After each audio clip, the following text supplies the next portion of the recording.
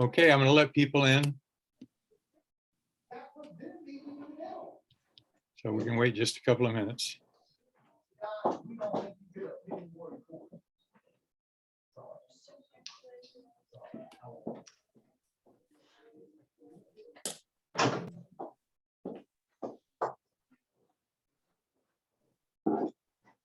Good evening to those of you who have joined. We're just going to be waiting another minute or two as the rest of, so everyone can get into the webinar.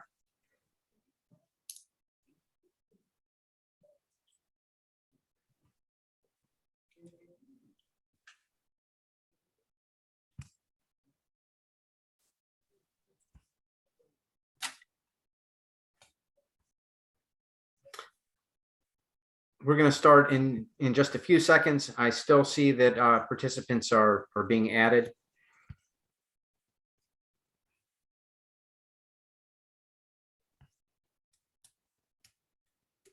Okay, well, the numbers look pretty stable now. Welcome this evening. Before I do introductions, I did want to let everyone know that you're probably in the right place. This is a webinar, which might be different from what you're used to seeing. In a webinar, you'll be able to see the presenter and the panelists, but you won't be able to see the other participants. And so I didn't want you to be surprised by that.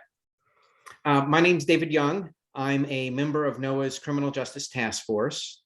NOAA stands for Nashville Organized for Action and Hope.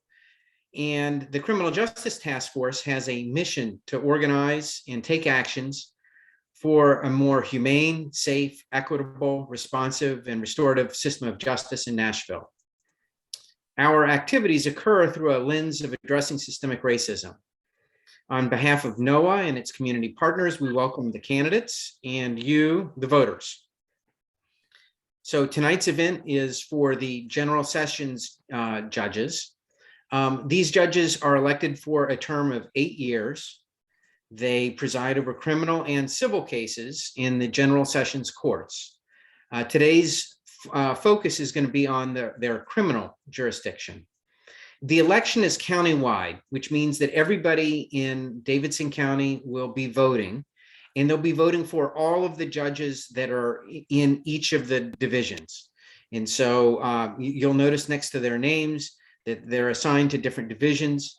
And you'll be casting a vote for your selection for each division. Today, we're going to hear from candidates from Division 2 and from Division 8. For Division 2, the incumbent judge is Melissa Blackburn. Now, unfortunately, she notified us yesterday that she was not going to be able to attend this event, but we will hear from her challenger, Kenneth Reddick. For Division 8, the incumbent judge is Rachel Bell, and her challenger is Erin Coleman. The same questions have been prepared for all the candidates, the 3 candidates, and they will be addressed to them by our moderator, Dan Eisenstein, a retired General Sessions Court judge. You are invited to post any questions that you might have in the chat, and then we'll screen those and we'll be presenting those questions to the candidates. Finally, our timekeeper this evening is Erwin Vinnick, a member of our Criminal Justice Task Force as well. He's going to let the candidates know when they have 30 seconds remaining and when time is up at the 2-minute mark. And so you'll hear his voice interrupting them at those points. And that's simply to keep our event tonight on track. So with that, I turn things over to Dan Eisenstein. Well, thank you, David. I appreciate that. And thank to NOAA for asking me to participate. As David said, I'm a retired General Sessions judge, having served from 2004 to 2014. I'm now designated a senior judge, and I still fill in when needed downtown and other counties if necessary. So the way this is going to work, in just a minute, I'm going to ask that each of the candidates introduce themselves for 2 minutes. And I want to say before that, having myself run before a couple of times. I want to congratulate all of you, all three of you, for running and serving.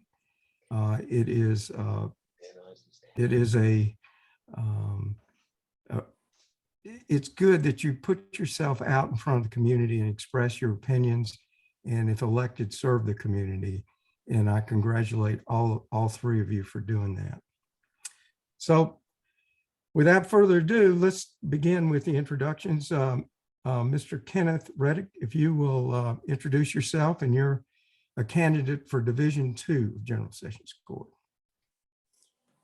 Yes, good evening. First, I'd like to thank Noah for this opportunity to address you, and Judge Eisenstein for moderating this very important discussion, and just how important it is to have an opportunity to speak with the candidates, and for the public to have an opportunity to know, what we stand for, who we are, and what we plan on doing. I think that's very, very important. So my name is Kenneth Reddick, and I'm a candidate for General Sessions Judge Division II. I am Arkansas native, but I have lived in Nashville for a long, long time. I attended Tennessee State University, where I graduated with a Master's of Public Administration. I went to National School of Law, and that's where I finished my law degree. I've been practicing for 14 years, and my practice primarily has been criminal defense, family, personal injury, landlord, tenant, and breach of contract. And I've tried cases in all of these areas. My background is wide and very extensive. I am running for judge to continue and further my commitment to true administration of justice. I can assure you as a judge that I will do more listening than talking. And I know that's a pretty novel thing in this profession, but I can assure you that that's definitely what I'm going to do. I am going to apply the law fairly and with balance. And I will be a steady hand on the bench. With steadiness, level-headedness, judicial is how I will make my decisions from the bench. So the election is May 3rd, early voting is April 13th through the 28th. So I'd ask for your vote, but more importantly, ask for your support. Ken Reddick, May 3rd. Thank you. Thank you, Mr. Reddick. Judge Rachel Bell, will you please introduce yourself for 2 minutes? Yes, thank you. And it's very nice to see my colleague, Judge Eisenstein. I'm glad that you're here. Thank you also for Noah for hosting this forum. I do think it's important that voters are educated on who they're putting on the bench and who they are electing. I have been serving as your judge for the last 10 years. I am a fabric of this community. I am born and raised here in Nashville, Tennessee for 44 years. East Nashville, North Nashville, West Nashville, South Nashville has raised me, and I've learned a lot from all walks of life. I'm 3 generations here in Nashville, but I almost would say 4 because my great-grandparents moved here in their early 20s. I've seen Nashville grow from being a get there in 7-minute city to now 20, 30-minute delay trying to get through and navigate through our streets. One thing that I have focused myself on was civil and criminal justice reform. And in doing that, I started the community court that we have 3 different initiatives. I have experience over 10 years. I've been innovative. I bring a level of diversity no other General Sessions Court judge can. I treat people with dignity and compassion. The 3 courts that I have created that are innovative are the Legacy Housing Resource Diversionary Court amid COVID-19 to help landlords and tenants dealing with non-payment of rent. Also the Care Diversionary Court for ages 18 to 30. And then also I created the Restore Reentry Court where individuals are able to choose to come to court on Tuesday, Wednesday, or Thursday afternoon, and then also on Saturdays. Very proud of my record, very proud of the work. In this time, in 10 years, I've heard over 250,000 cases from civil, criminal, traffic, as well as mental health committals, as well as civil matters. When you're a General Sessions Court judge, you have to meet people where they are, and even on their worst day, try to give them a space to understand what and how to move forward. I am very focused on the plight of people, and I will continue to ring the bell for justice. I ask you for your vote on April 13th for early voting and your vote on May 3rd. Thank you. Thank you, Judge Bell. last candidate tonight is Erin Coleman. Erin, if you'll introduce yourself for a couple of minutes. Sure. Thank you to Noah. And I just want to take a moment and to congratulate Justice Brown Jackson on a momentous confirmation today. It is a momentous day for our country and a momentous day for criminal justice. My name is Erin Coleman, and I'm running for General Sessions Judge Division 8. And as a criminal defense, I've been a criminal defense attorney for the past 5.5 years. And over those years, I've represented over 2,000 clients, 1,700 of which were of indigent nature. Civilly, I've also been an appointed attorney by legal aid for landlord-tenant cases where I've represented tenants, and order of protection hearings where I've represented petitioners. I bring timeliness and respect to every client that I represent. I treat all people with humility and respect, and that is why I have been able to grow my practice from being an all-appointed practice to a 60-40 split between appointed and retained cases in the last 5.5 years. I learned how to work hard and work until the job is done and treat everyone with the dignity and respect, no matter who they were, from my time as a military officer at Fort Bragg and serving my country in Fort Bragg and Iraq. As your judge, I will be on time and I will sit on the bench as long as the docket takes. This is a drastic change from what is happening in this particular courtroom at this point in time. I will treat everyone that I meet and everyone coming into the courtroom with respect, including those who work in the courthouse on a day-to-day basis. In fact, my role model, President Obama, was known to walk through the White House and and say good morning to everyone by name. And that's something that I try to practice every day when I come into the courthouse. Finally, I bring a plethora of contracts and connections to the courthouse that I will enable the people who are on my probation to really engage in recovery in both drug recovery, mental health recovery, and housing.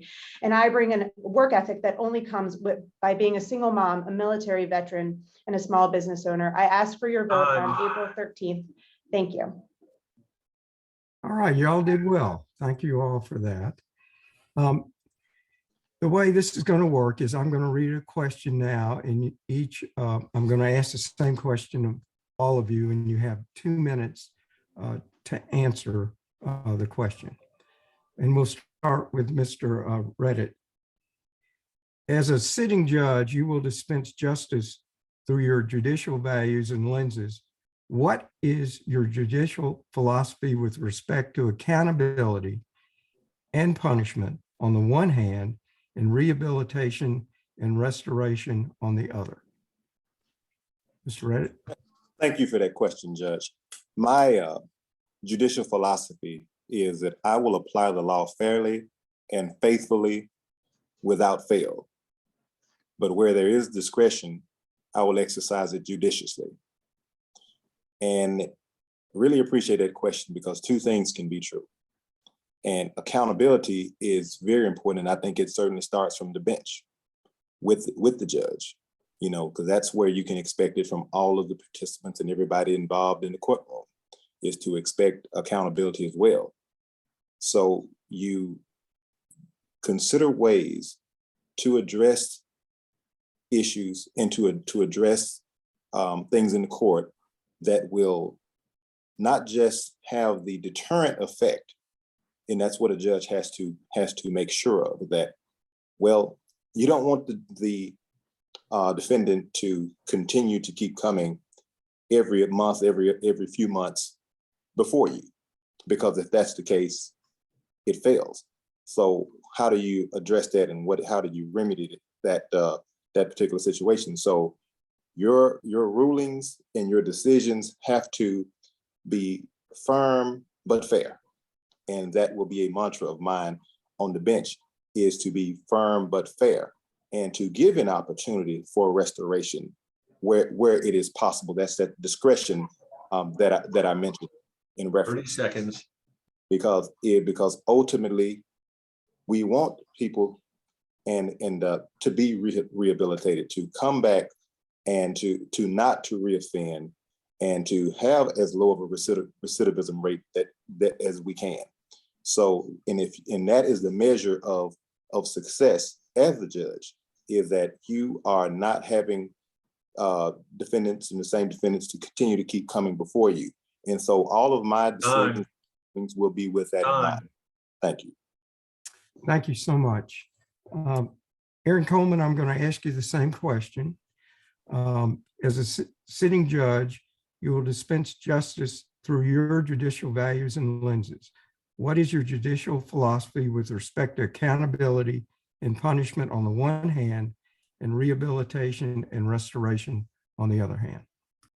So my experience as a military officer, as a platoon sergeant, really guides me in this. And also as being a mom of 3 young children, I have to dispense accountability and punishment to my children when they're not doing what they're supposed to be doing, but also provide them love and rehabilitation so that those tests and those values can be provide them a way forward. And I will provide that same sort of love and empathy to the people who are coming in front of me, and look at the entirety of the situation, whether it's a victim, like a victim, or if the victim's just the state in drug cases, and really evaluate how a victim can be made whole, but how and why is the defendant in front of us in the first place?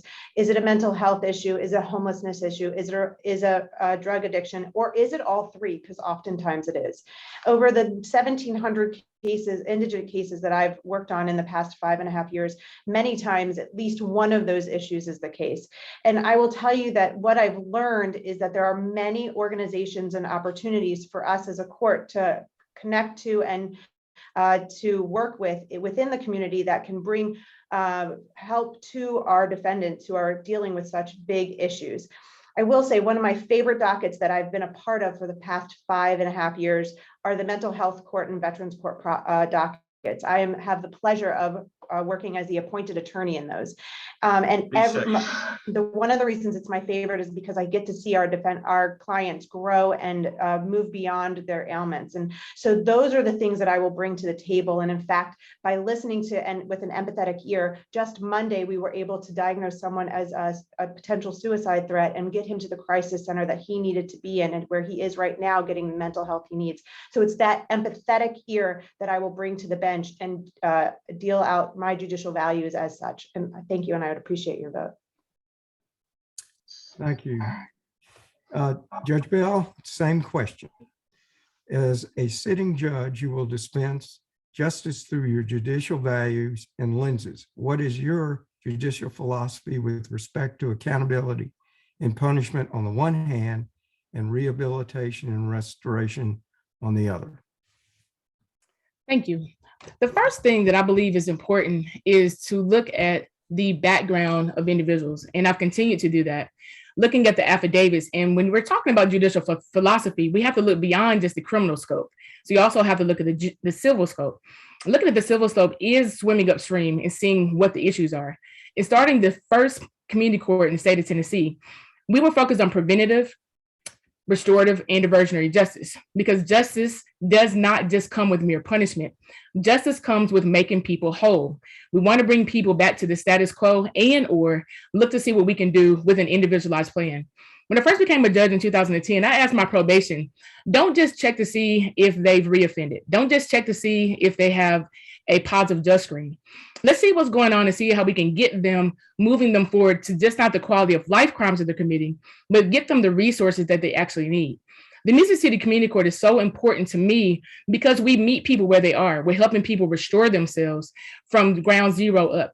Punishment, individuals that break the law or have probation violations, we look to see what's actually going on.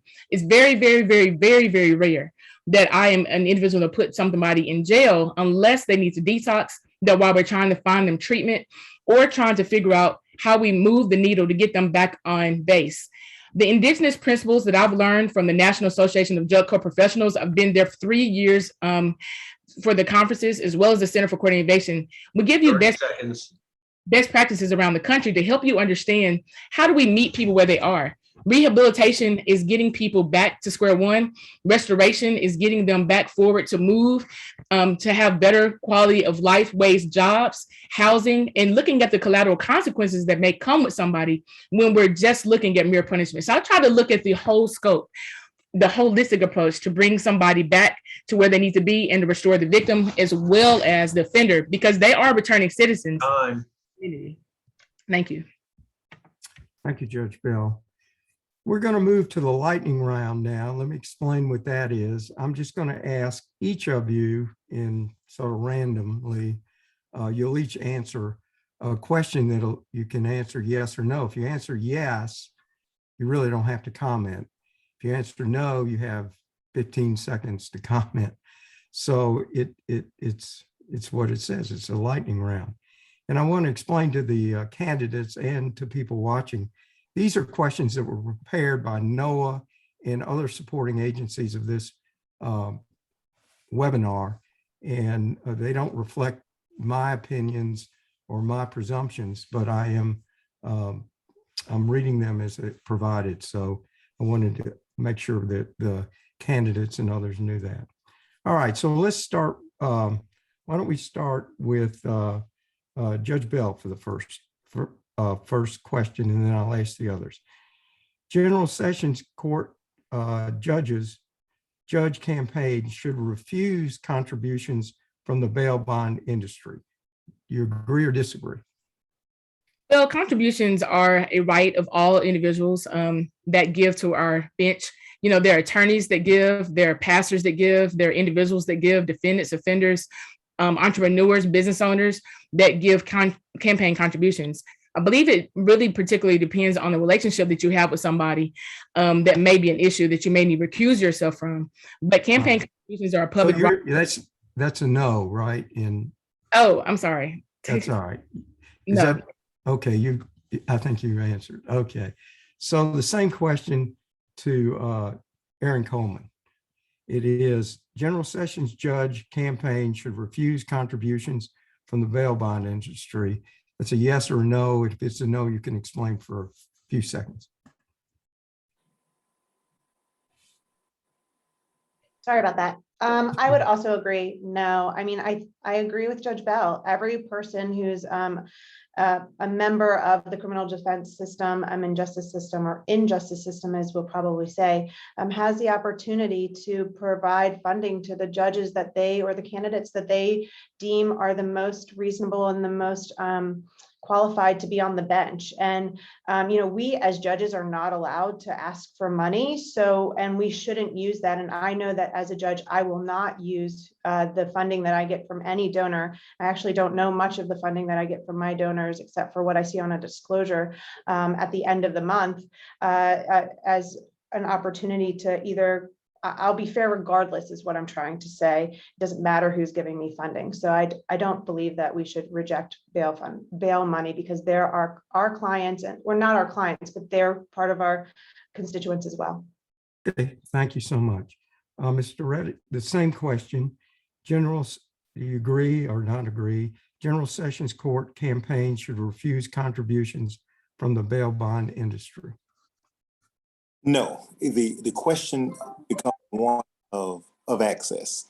And because a contribution was made, there's not going to be any difference as far as treatment if they have someone that did not jump bail and to come before me, that they'll get a reasonable time to try and find them. But if they don't, then they'll end up having to pay that. And I'm not going to allow them to just surrender to just do a surrender without some showing that is warranted in a particular situation. So I would say no, they should be allowed, just as an attorney or just allow another citizen that agrees with your positions. Thank you very much. All right, we'll start with you, Mr. Reddit, on the next one. Okay. The question is: General Sessions Court judges should support court watch programs through which the public can sit in courtrooms to observe how courts function. Yes, I would tend to agree with that. Because that promotes transparency and access, and it gets the community involved. That I'm for the community involvement and being able to sit back and see and to keep, and frankly, to keep things honest. So okay. I'm totally, wholeheartedly in favor of them being there and having that access. Okay, thank you.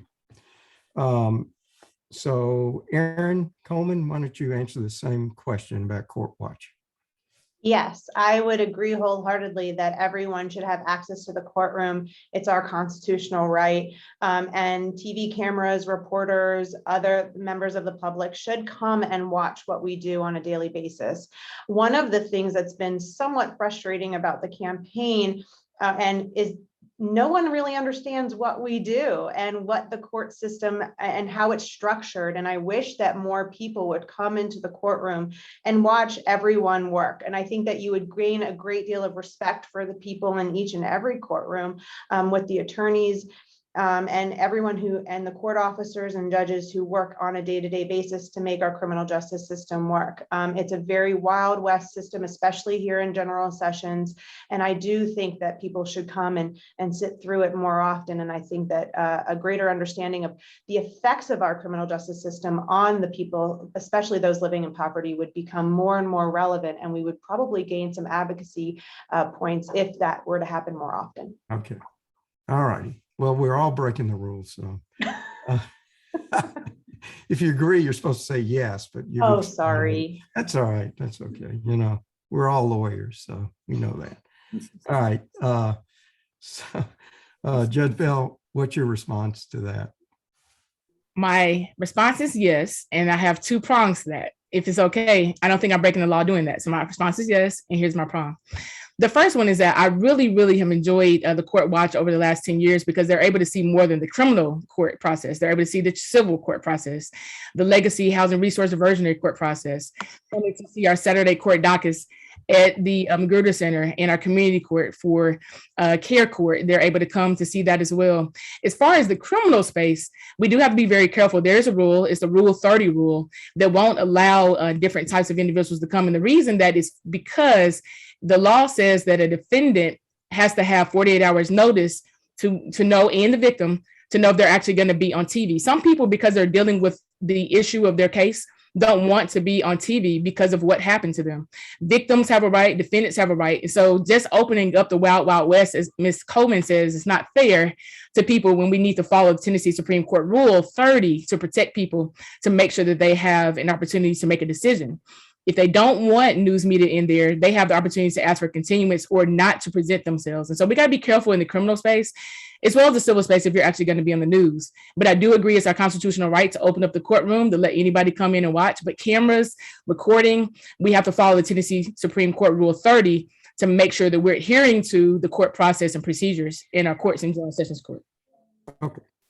Well, the next one, you probably don't have to say a whole lot about if you agree. So we'll start, let's see, we'll start with Erin Coleman on this one, okay? General Sessions Court judges should ensure that appointed counsel have the time, competence, and resources necessary to provide unbiased and zealous representation and monitor communications with the defendant they are representing. So, Erin, you're up. Did you catch it? Did you follow?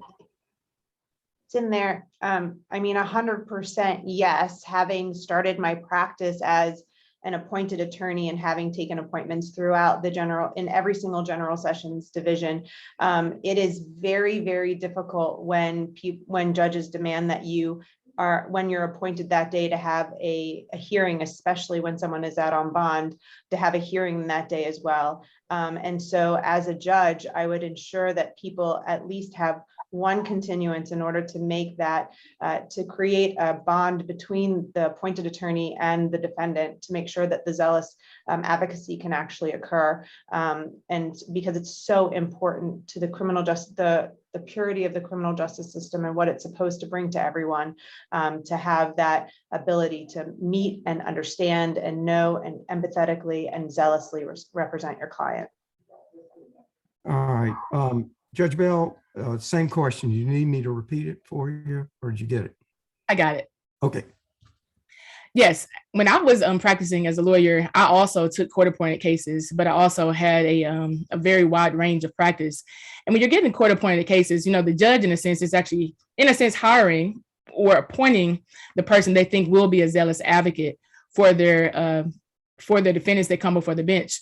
Every attorney should ask the judge, if they can have a continuance, and is usually 100% given 10 out of 10 times for a judge to say, yes, we're gonna give you more time. But a lot of the time I see that the attorneys that are appointed don't ask. They just want to hurry up and get the case done sometimes, and sometimes aren't really zealously advocating. I've made sure that the court-appointed attorneys that come before me, that they're zealous advocates and that they do get the time to actually know their client's name, know the situation that they're dealing with, and be able to present a proper defense for them. So I would agree, yes, they should have more time, but also those attorneys need to be zealous advocates. The judge does have a responsibility to make sure that a fair and full hearing is given, and I do have that approach in my courtroom. I only appoint court-appointed attorneys that actually are going to get the job done and zealously advocate for their clients. Well, I said at the beginning, I thought you'd answer it real fast, but that's okay. All right, Mr. Edit, Kenneth, same question. Do you need me to repeat it or you got it? Got it. Okay, good. Okay. Answer, yes. Thank you so That's it. much. You're Okay. welcome. If you want to add a little bit, you're welcome to, but yeah, we're fine with the yes. Okay, so I've got some more. All right, so why don't we start with you, Mr. Reddit? And the question is, General Sessions Court judges should waive fines and court costs when an indigent convicted person is seeking restoration of voting rights. That's a yes or no. If you say no. Yes, they should waive those fees, with the exception of any fees that statutorily cannot be waived. But costs and court costs, yes, they should be waived for someone trying to seek restoration of their voting rights. Thank you so much. Judge Bell? Yes, the federal guidelines do allow court costs and fees to be waived, and we have a process here with our criminal court and General Sessions Court that we have a whole NAACP docket where individuals are able to go and be vetted, review their W-2s, their income, to see if they actually meet the guidelines. And if they do meet the guidelines, and a motion is filed, and then we take that case. And I'm the judge that presides over our NAACP docket for General Sessions Court. So all the cases for all 11 divisions actually come before me. And I created that process with Howard Gentry, our criminal court clerk office. So I'm very proud of the process that we've done over the years. All right. Erin Coleman, do you need me to repeat it or you got it? I have it. Yes, I would agree that judges should do that. And in fact, to take things one step further, I would, as a judge, not add any court administrative costs to affidavits of indigent clients that are coming before me. Oftentimes in Division VIII, when a client is being appointed, an administrative fee is added to their court costs, and I would change that right now. As soon as I was on I was on the bench, I would not do that anymore. Thank you. All right, the last lightning round question, I think, is the following, and we'll start with Judge Bell on this. And the question is, we believe that is the people that developed this, we believe that 8 years is too long a term without periodic public engagement. Will you agree to participate in an annual meeting with NOAA and its community partners to review issues related to criminal justice and discuss the progress you have made to address your campaign concerns and promises? Judge Bell? My answer to that is yes. And can I give an explanation? Yes. Okay. Well, over the last 10 years, I have met people where they are almost every 4 to 6 weeks. And I've had people come before me and talk with me every 4 to 6 weeks to learn about the criminal justice system, the civil system. And I've continued to be involved in community, even so much that I started a podcast called The Follow-Up during COVID, where we met every Saturday for people to ask questions and to actually get the answers. So I am one of the most visible, active judges in our city, and will continue to do that. And I think this would be a phenomenal opportunity. I would like to hear things that people are concerned with, make adjustments, and make sure that the community is very proud of the service. I think there's a lot of confusion, and then you hear people saying various things that are not true, and it causes a lot of confusion. But I have an open floor and an open book. I'm an open person that we can address any issue that needs to be done at any time. Okay. Erin Coleman, you respond to that, please. Yes, of course. And in fact, I've been to many a NOAA meeting since 2015. And when I first participated in NOAA as a candidate for Metro Council at Large. And in fact, I've stayed engaged in the community, being on over 10 boards in the past 10 and a half years since moving to Nashville. And I will I will maintain my board positions as judge, which I think only strengthens my judicial bench and the ability that I have to create justice at my judicial bench. But I think it also will bring a lot of strength to NOAA to have a judge on the bench that has so many fingers in all aspects of our community. And I look forward to being engaged and possibly being a permanent member of the NOAA board and committee. So thank you so much. Kenneth, read it? Same question. Yes, it promotes public confidence and trust in the judiciary. It also forces us as judges to review what we've done and what we've stated. Throughout the course of a campaign, they can be quite lengthy, and we can talk to a number of people and do a lot of forums. And we should be reviewed and held accountable for the promises and making sure that the things that we have stated in the initiative that we are at least acting and working toward making those initiatives come to pass. So I think that it is a great idea for that community engagement, involvement, and to bring them into the process and for that annual review. Okay, thank you all for the responses. I must say, I hope the NOAA people are in favor of restorative justice rather than punitive justice, because we all broke the rules. But hopefully we won't see the inside of a jail for it. All right, so we're going to go back now to the regular questions where you have 2 minutes to answer. And we'll start with, why don't we start with you, Mr. Reddit, on this one, and then we'll go down. There's a public perception that the current bail system and pretrial detention is unfair and primarily burdens people in financial need and people of color and is often excessive. Do you agree with this assessment? And if so, what, if anything, can you, as a general sessions judge, do about it? What is your position on bail reform? What factors should judges take into account when making a decision about a defendant's pretrial status?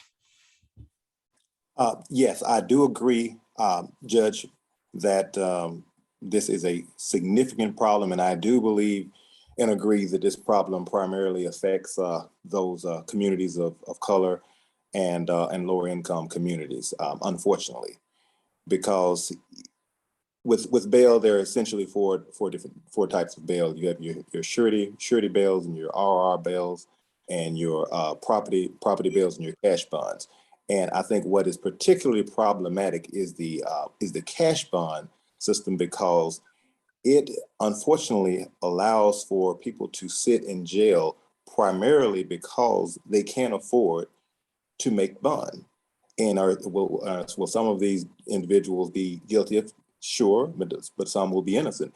And it creates a disparate effect, because if you have one individual on one hand that can make, say, $100,000 bond, and can just pay that bond and can just pay that directly into the court, then they don't lose any of that money. But then if you have another individual with that same bond, that individual has to try and get $10,000 plus an administrative fee together in order to get out.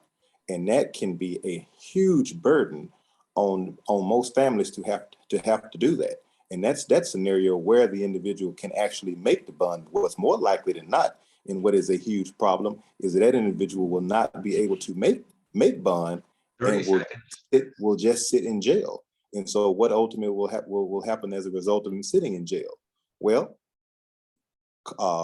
mortgage will get behind, car notes will get behind if they're a student, so they'll have all these collateral consequences, and ultimately will end up taking a plea. And that is a huge, huge problem. So bail, cash bond creates a two-tier system of justice. There's a constitutional right for bond, and I will ensure my role to make sure to go over these bond factors and apply them fairly and equally to everybody. Thank you.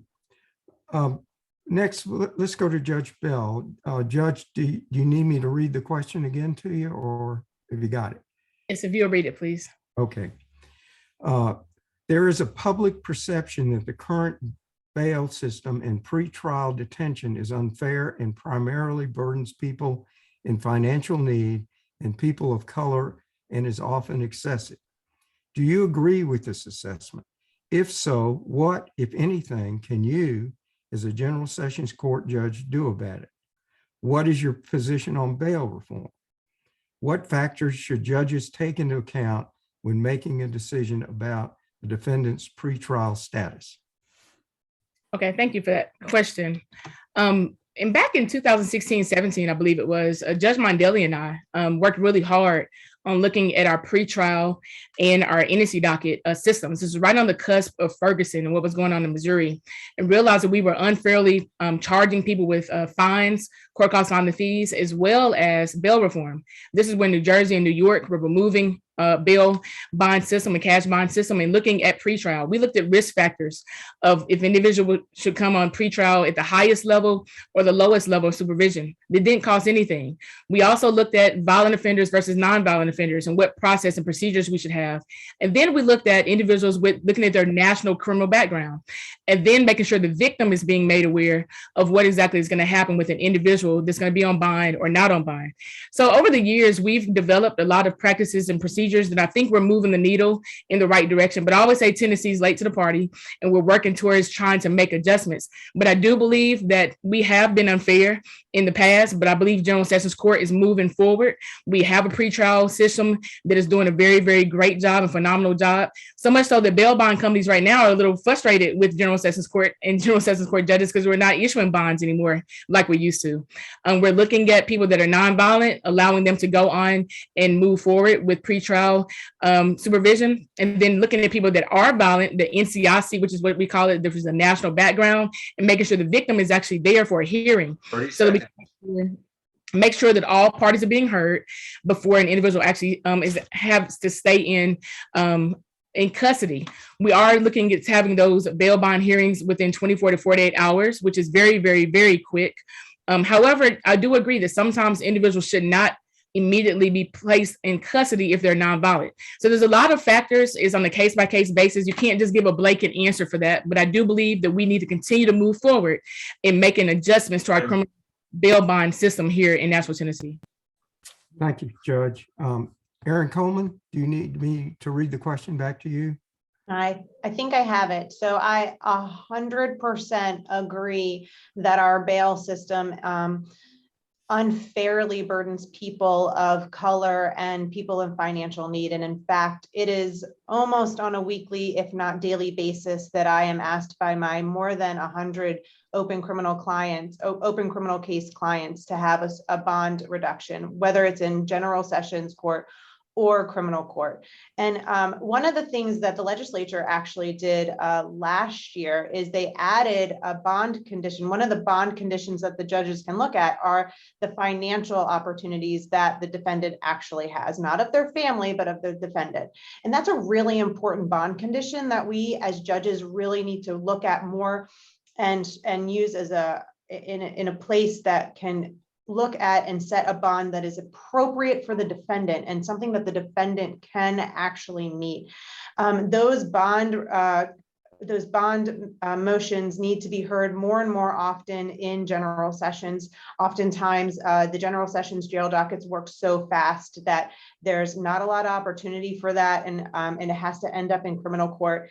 But as a General Sessions judge, I would definitely look at my jail review docket, especially the misdemeanor one and the felony one, and see where we can adjust bond. I will ask the district attorney and the defense attorney if that's been discussed. Additionally, we do have a source hearing rule here in Davidson County of every bond over $75,000 needs to have a source hearing. That to me is inherently racist. Many people, and inherently affects the people of indigent means. Many people who are indigent don't have the bank accounts the district attorney demands they have in order to make a source hearing happen and probable and possible. And that is unjust. And I would work very, very hard to change that practice if made judge. Thank you very much. Righty, let's see. Next question is related. So let's start with Judge Bell on this one. A recent federal court decision ruled that the Constitution requires a timely bail hearing at which a defendant is represented by counsel. Do you believe the current practice of conducting bond hearings in General Sessions Court complies with the constitutional requirements? If not, how would you remedy bail hearing practice in General Sessions Court? Judge Bell? Thank you. Well, first off, General Sessions Court has 11 judges. And so our review hearing is every week. Our review dockets are every week. They're 9:55. There's never a break. There's Monday through Friday. We are also considering and looking at having opportunities to open that back up on Saturday. I believe when you were Judge Eisenstein, there was a Saturday docket for review. And I know that we've been talking about reinstituting that. I already have court on Saturday, so that's not a problem with me. We do have 5 judicial commissioners that we could probably give more authority to so that that can happen 24/7. But I know we need to look and make sure the legislature allows that. But our review hearings are every Monday through Friday at 9:55. An individual can have a review hearing on a bond any day that they ask. Our local rule used to say that you have to file within 5 days for the district attorney to be able to respond and then pull the NCIC. Now that has been waived by the district attorney's office. And so those hearings are happening immediately and as requested. The only thing sometimes will take a matter under advisement if we need to see the national background. We don't know what charges they may have committed in Alabama or in Georgia, or if there's a hold on them in Cheatham County or Rutherford County. And it may be a non-violent offense in Davidson County, but it may be a violent offense in Nevada. We've got to make sure that our interest is public safety. And, sometimes on a case-by-case basis, we've got to make sure that violent offenders are not out in the community reoffending because of their background in some other states. So I do believe that we are doing a great job here in Davidson County. We can expand ourselves a little bit. We can expand ourselves a little bit more, and we are in discussion right now about doing that. So things don't happen overnight. It takes a while for us to, like I said, Tennessee sometimes late to the party, and the legislature could do some things a little bit quicker. But as judges, we have to enforce the law, and so that's where the law is right now. But I think that over the last 10 years I've been judge, we have moved the needle, and we're moving in a more positive direction for swift and fast hearings dealing with bond and bail. Thank you very much, Judge Bell. Erin Coleman, do you want me to read the question, or do you have it? I have it. Okay. Sure, thank you. So I believe that our General Sessions does a really good job with bond reductions and bond motions. That 9:55 docket that Judge Bell referred to, and there's also for the felony jail docket, and the 9:45 on the misdemeanor jail docket is one in which any attorney who's appointed normally on that day can go and do an immediate bond reduction motion, which is a great change from what it was previously when we had to file them, as Judge Bell said. I will say that Davidson County, I think, is at the forefront of this movement of doing bail reform or bail motions as soon as possible. And working in different counties outside of Davidson County, it's often a week or two before you can even get a bail set. And so we do a great job now. What I would like to see as a reform is working more with our pretrial operations. And when we're looking at bail, add, if we need to have added conditions such as mental health court, not mental health court, but mental health treatment and recovery treatment as a condition of your bond, I often on a bond motion will ask the judge to add those as bond conditions. And I think that that really pushes the needle and brings the client or the defendant to a position where they are mentally and physically available to help in their defense. And so, but also be out on bond and ensuring the financial success and stability of their households. And really, that's something that we need to look at. And as I said, I would really like to, as a judge, to look at the source hearing requirements. I do think that they are, I do think that the source hearing requirements that we have here in Davidson County are racist in their policies. They completely adversely affect our population that is indigent in nature, and those really, really need to change. So, but I do think that General Sessions does a good job, but there's always room for change. Thank you, Ms. Coleman. All right, Kenneth Redditt, you're bringing up the third spot on this one. Yes, the initial point of review in many of these instances will be the magistrates or the night court commissioners. And a lot of times they will look at the charges, and that will be the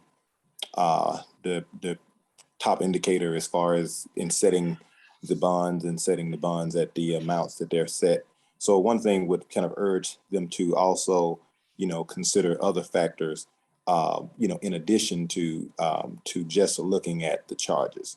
And so, when it comes to me, and you do have the 11 judges, and I think sharing the burden of the bonds and reviewing, that portion of the docket, I think could also help alleviate a lot of the load. But I think that as quickly as possible, that it needs to be reviewed, and the charges need to be reviewed. And one of the things that I may want to see is an NCIC, because you do have a balancing test. You have to balance the constitutional rights, and that's what I will do as judge, the constitutional right of that defendant to be brought up in his case to be reviewed quickly to determine whether or not he's a candidate for a bond, and if so, what conditions to add that would also help to ensure the other portion of that balancing test, the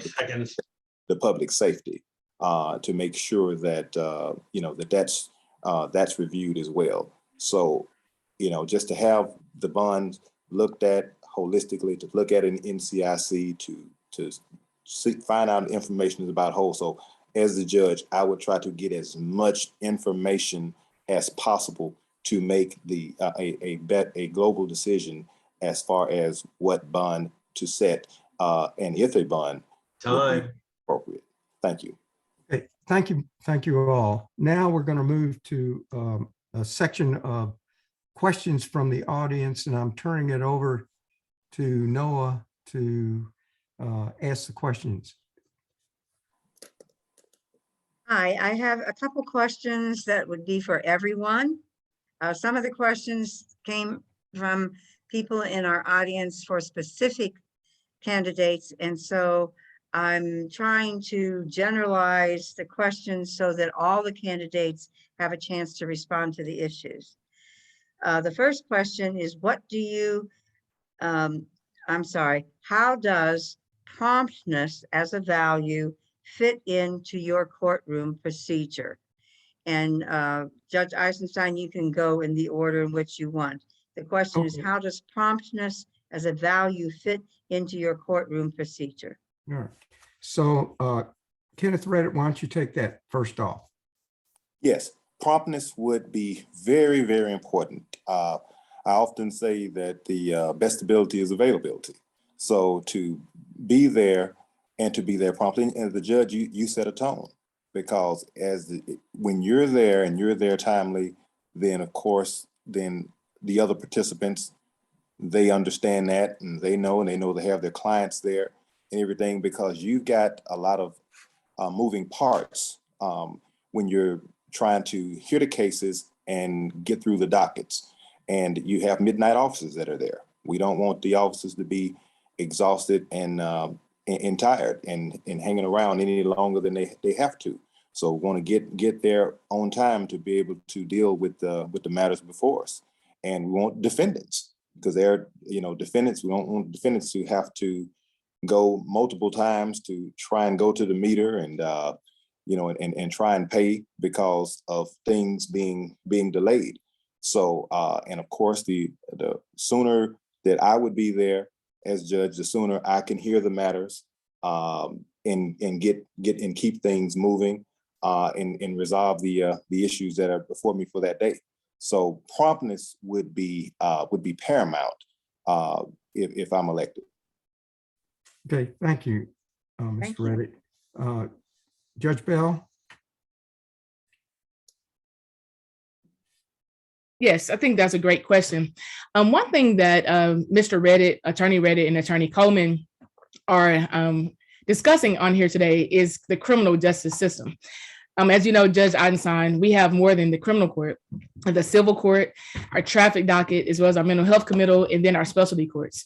For me, promptness is very, very important.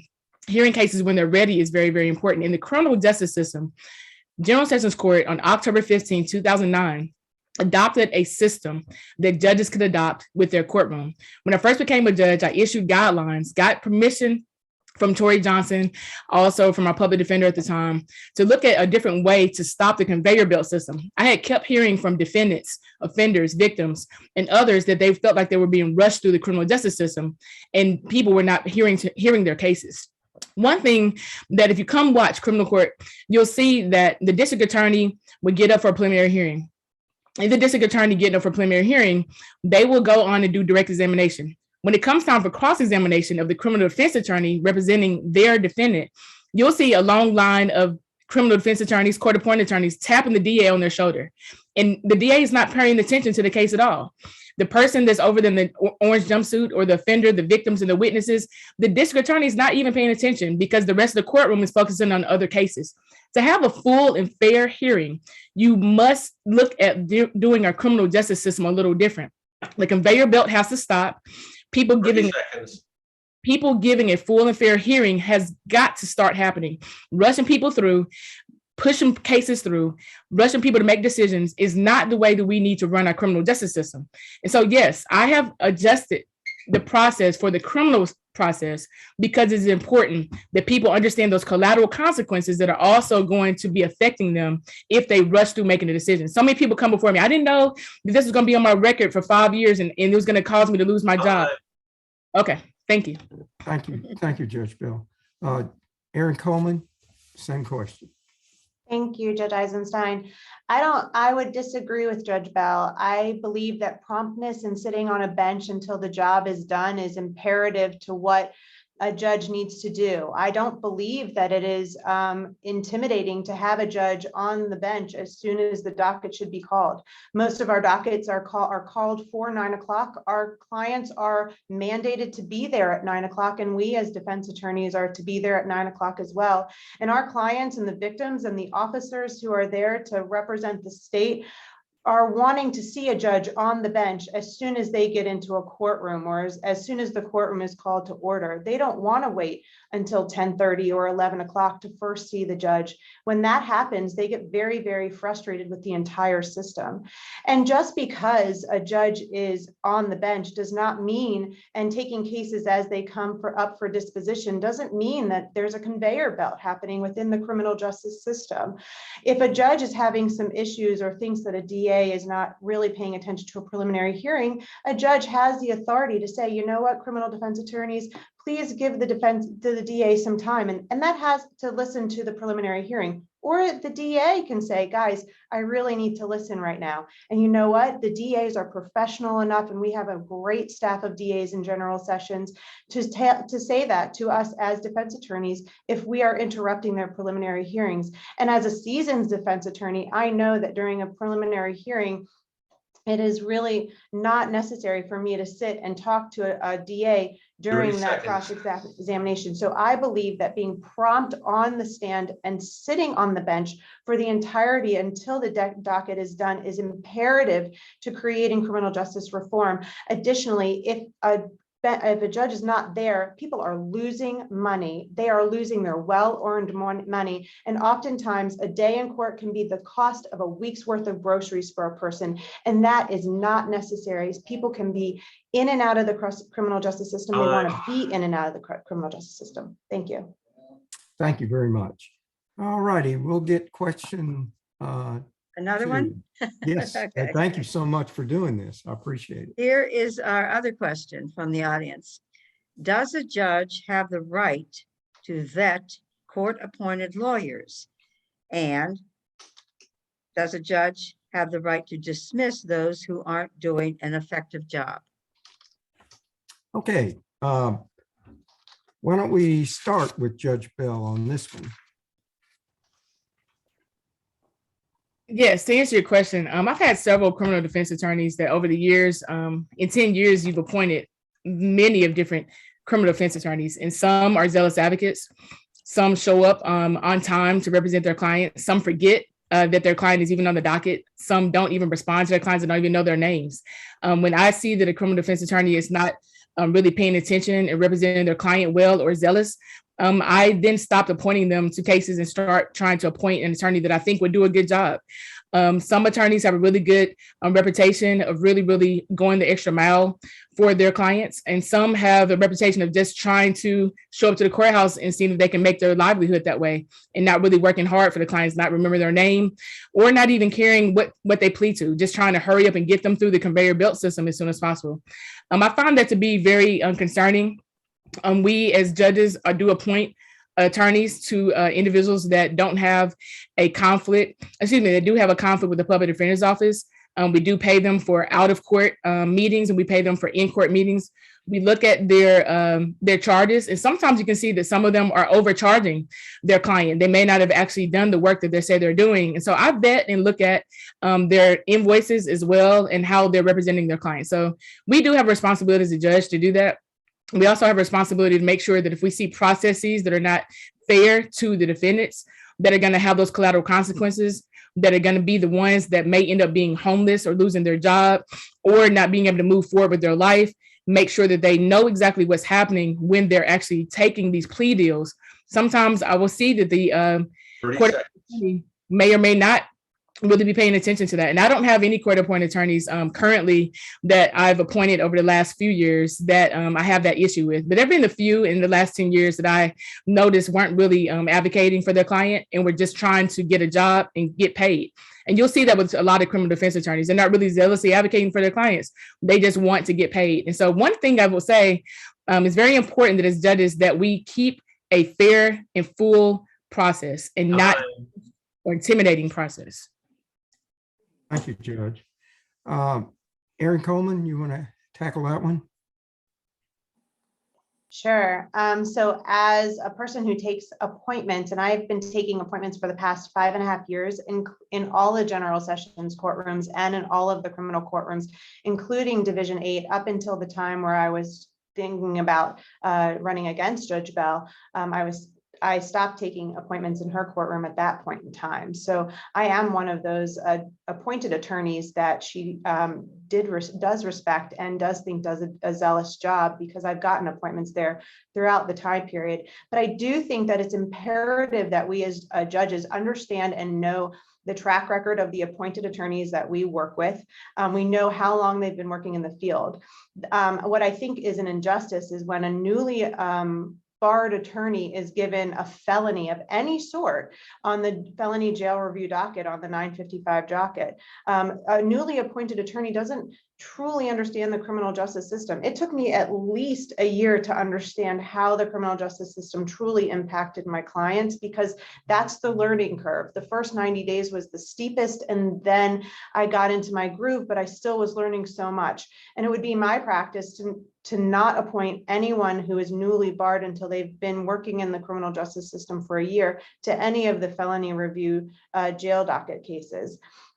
And I think that, and I would also create a mentor-mentee program within my appointed system to more seasoned attorneys. That's something that was provided to me in my very first case, which was a DUI for a person who was undocumented. And it was imperative that I have that mentee to help me through that DUI process. And I learned so much from him. So I would create programs like that and work with Tactile to ensure that the training of our general sessions appointed attorneys continues on and it becomes stronger and stronger through the next 8 years when I'm the judge. Thank you very much. Kenneth Redditt? If I could interrupt the forum just for 1 second, if that's okay. I would disagree that I think Erin Coleman is a zealous advocate. She can't speak for me and say what I think.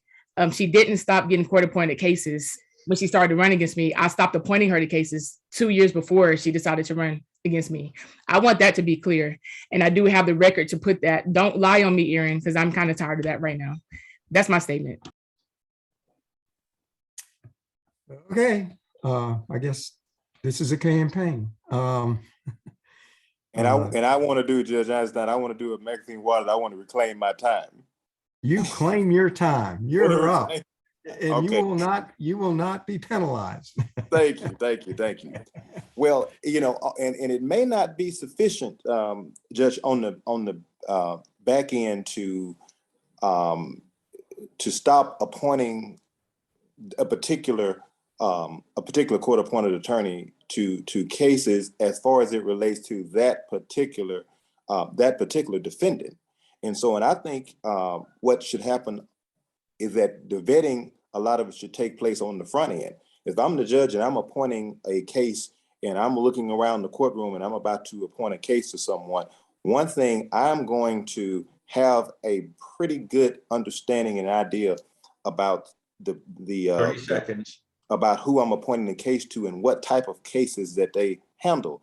And if I sense any reticence when I mention this particular attorney handling this particular case, then I will easily say, no, well, this case may not be the case for that particular person. And also to see and to track how things are going, with this case. So there are ways that we can do that.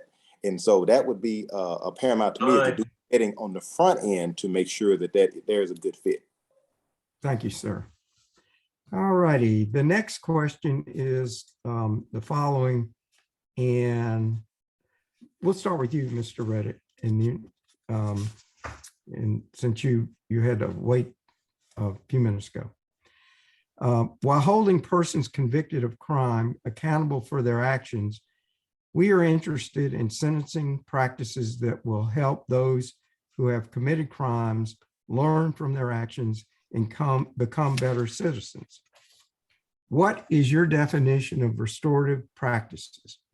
Which restorative practices do you believe are the most impactful? Are you committed to using restorative practices in your courtroom? How would you use, that's it. That's the question. Do you need me to repeat anything? No, Judge. Okay. Yes, I am committed to restorative practice, restorative justice, and restorative and compassionate justice. Yes, that would be a huge objective and end goal in any sentencing, in any case dealing with any defendant that comes before me. And a lot of that would start off with understanding.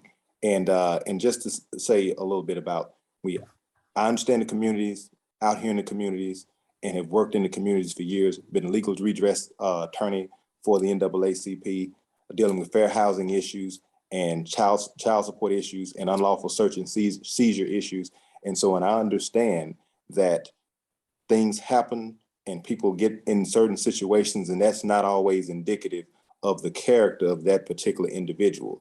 And as a judge, one of the things that I will make sure that I am to understand the difference between someone that in essence have gotten caught up or someone that this is just a perpetual thing that they're going to constantly be involved in situations. And to tailor a plan that would address and would ultimately help the defendants that come before me to, in its alternative sentencing. That's to look at ways and see, are they willing to go into some job training, or to see if they're willing to, to get some vocational training or some 30 additional seconds. school, and to find out a little bit about their background. So it starts with a judge that is concerned and understands the community, been out there in the communities, and know something about the background of the people that's come before him.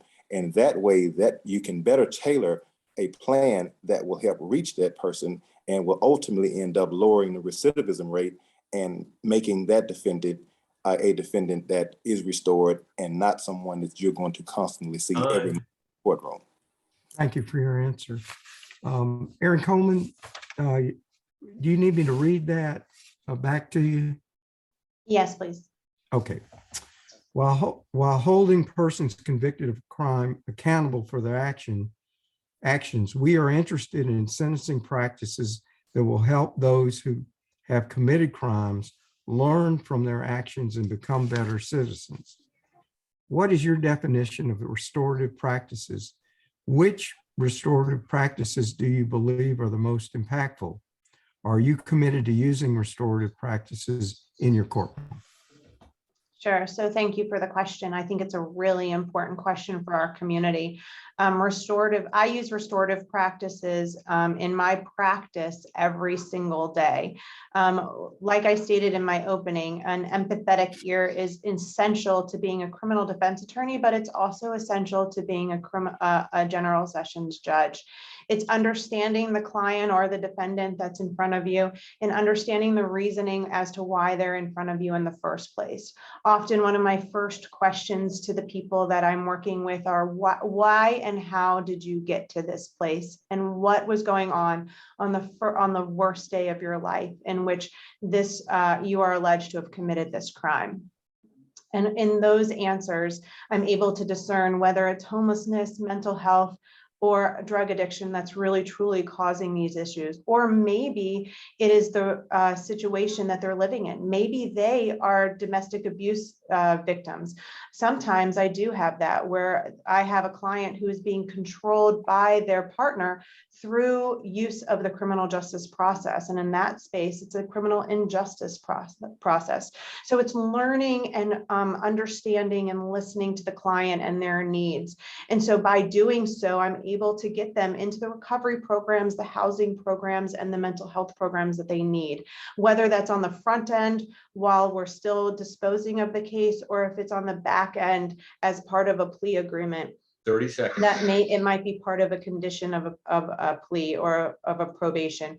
As judge, I will continue to do that. As people come on to probation, I will make sure that I know the reasonings as to what happened and why they are on that probation, and ensure that the conditions of the probation will make them better and better citizens for our community. And then we will celebrate with them when they are successful in completing those recovery programs. Thank you. Judge Bell, do you need me to repeat the question? Yes, please. Thank you. Okay. Question is, while holding persons convicted of crime accountable for their actions, we are interested in sentencing practices that will help those who have committed crimes learn from their actions and become better citizens. What is your definition of restorative practices? Which restorative practices do you believe are the most impactful? How have you used restorative practices in your courtroom? Okay, thank you for that question. I was one of the first judges here in Davidson County to look at also what we can do beyond the scope. The good thing is that we already had mental health court. We already had drug court.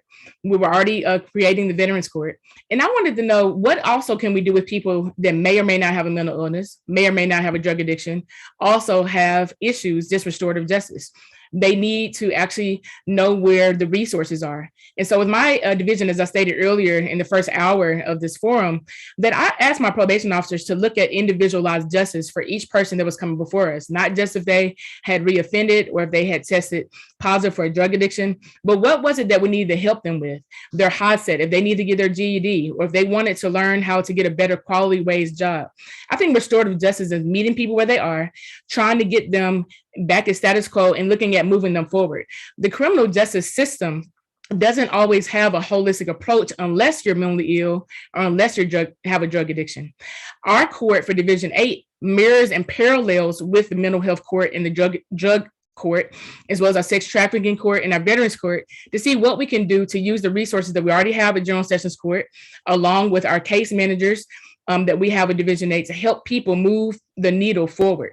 We have a court on Saturdays where people are able to meet with a pro bono attorney, depending on what's going on with their life, as well as resource fair for people to get jobs right on the spot, for people to see what resources are that's going on in their community. A lot of people don't realize that there's a food pantry, that there's a clothing closet, that there's a way for them to get a better quality wage job, to get another skill to move forward. Restorative justice, yes, is about making sure that our returning citizens are going to no longer commit the crimes that they're committing, because most of them, 9 out of 10 of them that come before our courts are quality of life crimes, not violent crimes. And so we've got to look at that. And so I think we have a phenomenal system, and I'm very proud of the work that I've done over the last 10 years. Thank you. All right. Well, I want to thank all 3 of you for participating tonight in being engaged in answering these questions. I think all of you have done a nice job, and I know everybody appreciates it. Well, this is the time for closing. And so this is the question I'm going to ask you, but it's your closing argument, as you're all lawyers, you know that. And it goes as follows. Please close your time with us explaining why we should support you rather than your opponent. What will you bring to the General Sessions Court bench that your opponent will not? Mr. Redditt, we'll start with you since Judge Blackburn's not here tonight, so you have the last of that to say. Yes. Again, I would like to thank Noah, and thank you for Judge Eisenstein for the great job you did in moderating tonight's forum. What I bring is a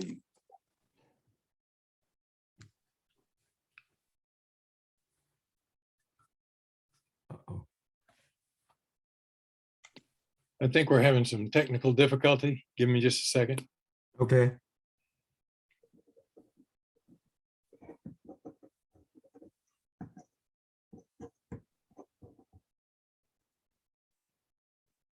Perhaps we could go on to another candidate. And All right. Do you have a coin, Mike? a Do coin? you have a coin? No, I don't think so. Erwin, do you have a coin? Erwin, do you have a coin? A coin? Oh, Like a there penny? he is, Mr. Redditt. Are you back? All right, you're on mute. Are you back? We lost you. okay. Can you hear us? Yes, can you hear me? Yeah, why don't you start all over again, and somebody look for a nickel or a dime or a quarter. I'm going to have somebody flip for the last 2. Okay. All Okay, right. go ahead. Yes.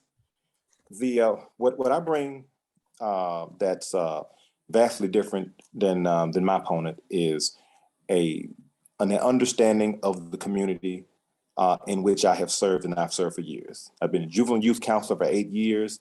I have been a real estate broker 5, and I've been a criminal defense, family, personal injury, landlord, tenant, breach of contract attorney for the last 14 years. And I've tried cases in all of these areas. In General Sessions Court, you will hear, with the exception of family, all of these cases extensively. And so I bring that experience, I bring that understanding. I host countless expungement clinics. I've expunged about 45 records within the last couple of weeks. I help assist people get their driver's license reinstated by contacting the Department of Safety, find out what their requirements are, and filing the necessary motions to get their fees and fines waived. I've been into the communities. I've been a legal redress counselor. I was the go-to person for the NAACP Legal Redress Committee, where I was dealing with fair housing issues, search and seizure issues, child support issues, essentially on a daily basis. So I have the experience, but Division II is a mental health and the Veterans Court, two issues that are very, very important to me. 30 seconds. Decriminalizing mental health will be at the centerpiece of what I intend to do. I want to make sure that there is more growth, more expansion, and more redevelopment in mental health court and address the stigma that is associated with mental health. You know, people are concerned about it. They don't want to acknowledge there's a one-size-fits-all approach to mental health, and I want to address that stigma and be a part of that change. Elect Ken Reddit, May 3rd, early voting, April 13th through the 28th. Win with Ken, get ready for Reddit. Thank you. Okay. Well, did anybody find a nickel, a quarter? Or I have a dime? coin. Okay, so why don't we do this, since we have two challengers and I don't want to be responsible, pick who goes first. Well, why don't you flip a coin, Erwin, and if it's head, Erin will go first. If it's tails, that Judge Bell will go first. It is tails. Tails. So Judge Bell, you go first. In sports, that means I get to make it happen. Anyway, I'm a basketball player, so the ball's in my court. I'm going for my third term. I would love for you to go to my website, which is judgerachelbell.com. I've been honored. I have been honored to serve you as your General Sessions Court Judge in Division VIII for the last 10 years. I've resided over 250,000 cases, and my candidacy for re-election is focused on four things: experience, treating people with dignity and respect, diversity, and innovation. As you can see on this forum today, I will bring honesty and integrity to the bench. I won't speak out of turn and say things that haven't happened or hear things and state things that haven't actually taken place. Being a judge, you have to hear both sides. And in hearing both sides, then you have to make a just and fair decision. Having integrity, being patient, not rushing people through. The intimidation factors won't be in my courtroom as I've continued not to do them. I'm going to continue to be reformative. The experience that I bring brings qualification, compassion, and I'm fair and I'm very just. And you can see that on the testimonials on my website and also our YouTube account. I love when people come before me and they say, Judge Bell, because you were stern with me and you were just with me, you saved my life. You helped me see a different way in maneuvering through my life. Thank you for helping me restore myself. Thank you for helping me restore my family. One of my most proud moments in the last 10 years as being judge was when the mayor's office called me and said, Judge Bell, we're going to be working with the White House to receive United States Emergency Rental Assistance Funds. I heard you were working on a housing court from work that you learned from a grant with the Center for Court Innovation. Can you pivot and help us with the housing crisis? And I said, yes. We took on the landlord and tenant docket and created over 2,000 families that were protected and landlords that were paid. We were able to make sure that the homelessness crisis, the availability and the accessibility crisis in the city of Nashville was taken care of. In my years of service, I have stayed focused on apply to people and meeting people where they are. My mantra is that justice does not stop at the courthouse steps, and we must do everything that we can with our power and resources to assist marginalized people. I continue for your vote and ring the bell for justice one more time. I'm going for 3. Thank you. Thank you. All right, Erin Coleman. Thank you. You know, on Saturday, we had the privilege of meeting with Dr. Charvis, the famed civil rights activist, and what he spoke about was showing up and the importance of showing up. Well, I've been showing up and I will continue to, I've been showing up for our country as a military officer in times of war and when I was serving. I learned there how to work hard, how to work until the job was finished, and treat people with the dignity and respect that they deserve, and how important it was to earn their respect instead of demanding respect just because I had a certain insignia on my chest. I will bring those lessons of showing up, working hard, and giving respect to my judgeship on every single day. I have done that for the over 2,000 clients that I have represented over the last 5.5 years. I have shown up for my clients to give them great counsel and to ensure that they have the help they need with mental health treatment, recovery treatment, housing, and jobs, so they can start to overcome the barriers and issues that brought them in front of the court in the first place. I have shown up at our state legislature to fight for stronger and stronger protections for domestic violence survivors, stronger gun control laws, and stronger and criminal justice reform through my work with Moms Demand Action, Awake, Hadassah, NCJW, and Tactile. I have shown up for our 30 community by currently serving on 8 nonprofit boards across the area, including Renewal House, Mary Parish Center, the Nashville Bar Association Executive Board, and the and NCJW, Hadassah, Awake, and the Association of Constitutional Society. And as your judge, I will show up on time. I will stay on the bench until the job is done, and I will treat everyone fairly and with the respect that they deserve. Thank you. Thank you. All right. I think, David, are you going to close this out? I will, and thank you for that fantastic job of moderating. I'd like to also thank the candidates, Kenneth Redditt for running for Division 2, and the 2 Division 8 candidates, Judge Rachel Bell and challenger Erin Coleman. I'd also like to thank all of the participants who have taken time out of their evening to come to this event.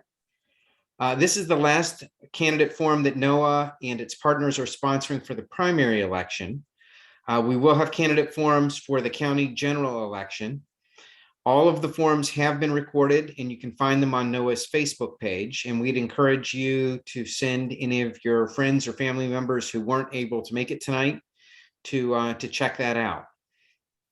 Remember that you will be voting for a candidate for each of the criminal court and general court divisions. It's a primary election for Davidson County. It's Tuesday, May 3rd. The general election is Thursday, August 4th.